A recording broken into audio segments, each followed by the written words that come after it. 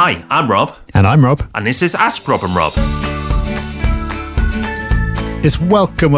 Thank you for joining us on Ask Rob and Rob. You know the drill. You ask a question, we answer it. It's dead simple, but we keep on doing it because it works. That's why we do this every Tuesday.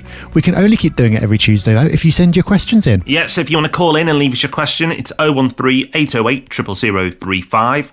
Or you can do it via a website on your phone or your desktop. And the link you need for that is thepropertyhub.net/ask. So just the one question today, because it's a really important one and it deserves having a bit of time spent on it. Let's have a listen. This come in from Sarah. Hi Rob and Rob, it's Sarah from London. I just wanted to say a huge thanks for the podcast. I really appreciate all the free education you guys do. I found it so useful. So my question is about Section 21 notices. I've just seen that no-fault evictions are going to be banned in England. What does this actually mean and what kind of impact will this have for landlords? Thanks, bye. Sarah, thank you for sending this question in so quickly. And I can understand why you did, because this is a big deal. Yesterday was Monday, the 15th of April, and we all woke up to a BBC headline and headlines just about everywhere else. The BBC headline says no-fault evictions to be banned in England.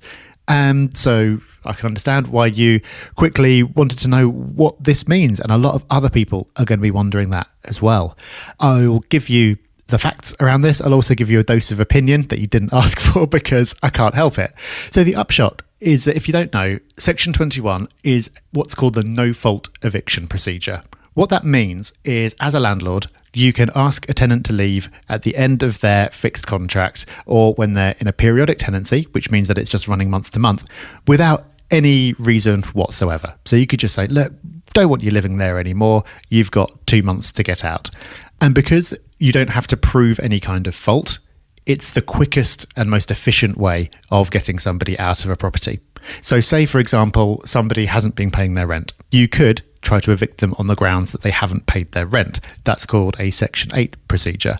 But that involves going to court, proving it, and all sorts of stuff that takes quite a long time. So what landlords often do is use the Section 21 procedure, say, look, there is no reason, we just want you out. And that way they can get their property back faster. These plans will remove that no-fault option. So in order to get somebody to leave the property, you need to give one of the reasons that's set out in the Housing Act. And those include not paying the rent, antisocial behaviour, and all that kind of thing. This doesn't mean that you've got tenancies for life, that the tenants are just going to be able to stay there forever, whatever happens. You are still going to be able to evict tenants if there's a reason for doing so that you can prove in court.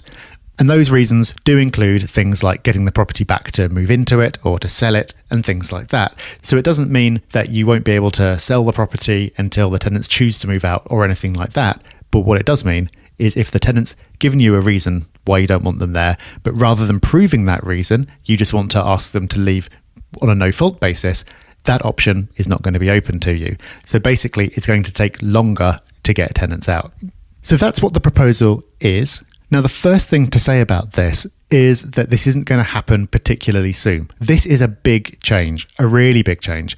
It's already the case in Scotland. It came in probably about 16 months ago. And in Scotland, it was talked about for a very long time before it actually came into effect. This is not a small change. So there has to be a consultation. It needs to go all the way through the Houses of Lords and Commons.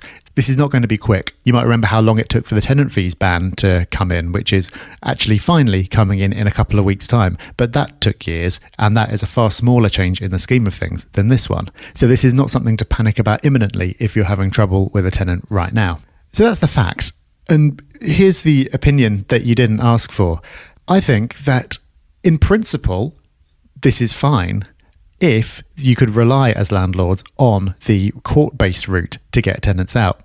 Because all the studies that have come out have shown that landlords do not just evict tenants on a whim. I mean, why would you? It just doesn't make any sense. It's a load of hassle. It ends up costing you money in lost rent and bringing the property back up to standard again. It's not something that anybody does.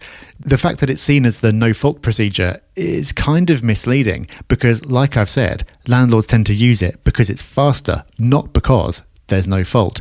A study, I think it was from the NLA, found that over 90% of tenancies were ended by tenants in the first place. And of the 10%, not all of them used Section 21, And of those that did, how many of them actually were for no reason whatsoever, and how many were actually for a reason, but the landlord decided for speed to use Section 21.